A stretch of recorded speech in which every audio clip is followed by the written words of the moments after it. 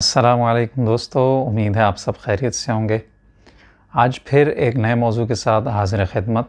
हर इंसान के कुछ ख़ास दोस्त रहते हैं और उनके ख़ास होने की वजह उनके साथ गुज़रा हुआ अच्छा और बुरा दोनों टाइम होता है। यानी अगर किसी दोस्त के साथ आपके अच्छे वक्त की यादें हों तो वो आपका दोस्त तो कहलाएगा, लेकिन उस दोस्त की बात ही कुछ और होगी जिसके साथ आपके अच्छे और बुरे दोनों वक्त की यादें वाबस्ता हों। शराफत अली मेरे ऐसे ही दोस्तों में से एक दोस्त है और उसकी कई बुरी आदतों में से एक बुरी आदत जिसकी वजह से आए दिन हमारी बहस और तकरार होती रहती है, वो ये कि वो अपने बॉस से बहुत डरता है। यानी इस हद तक डरता है कि उसकी पर्सनल लाइफ भी टाइम टू टाइम मुतासर होती रहती है। मुझे अच्छी तरह याद है, एक वीकेंड हमने लॉन्ग ड्राइव का प्लान बनाया और 1 घंटे की ड्राइव कर चुके थे कि अचानक शराफत के बॉस की कॉल आ गई और उसे फ़ौरन ऑफिस पहुंचने का कह डाला। और तो और सोने पे सुहागा ये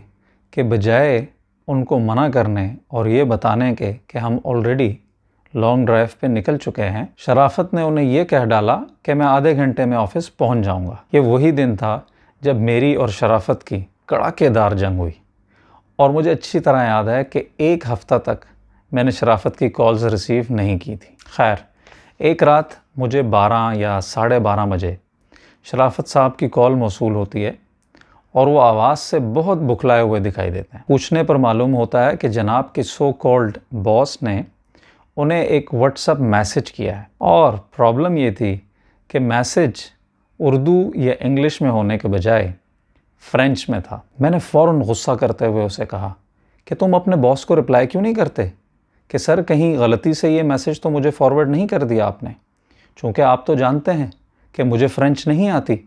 तो जनाब मुझे डांटते हुए ये कहने लगे कि नहीं यार, मैं ऐसा नहीं कह सकता, कोई काम की बात ही होगी, तुम मुझे ये बताओ कि इस मैसेज की ट्रांसलेशन कैसे की जाए। मैंने अपने हवास पर काबू पाते हुए और उसके अच्छा दोस्त होने का सबूत देते हुए फ़ौरन उसके मदद की सोची और मेरे जहन में एक आइडिया आया कि भाई गूगल ट्रांसलेट पर फ़ौरन सेम मैसेज कॉपी पेस्ट मारो, तुम्हें मतलब पता चल जाएगा।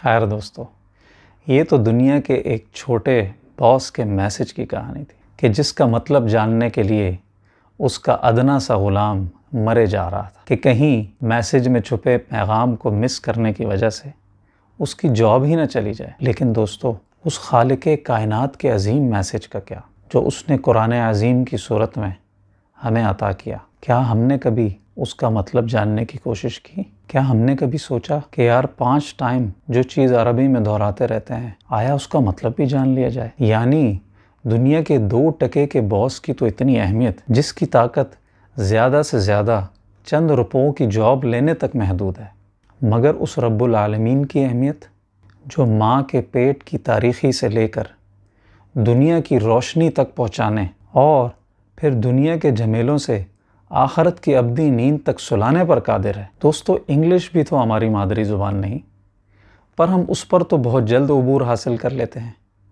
तो फिर अरबी से ये बेवफाई क्यों? आइए मिल के इस अनोखे सवाल का जवाब तलाश करते हैं। अपना ख्याल रखें।